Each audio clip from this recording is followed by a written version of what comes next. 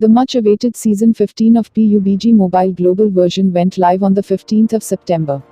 It brought several new skins, costumes and emotes into the game that players can unlock by completing RP missions.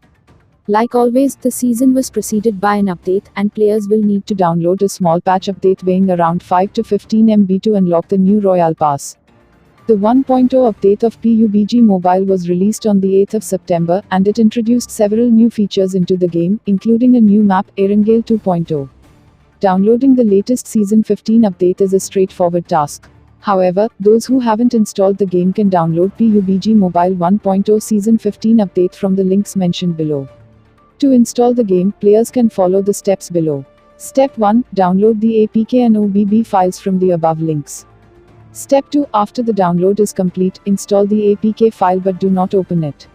It is essential to note that players must enable the Install from Unknown Source option from their device settings to install the game.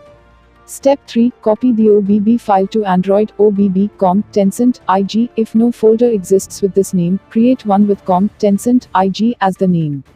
Step 4. After the files are copied, log into your PUBG Mobile account.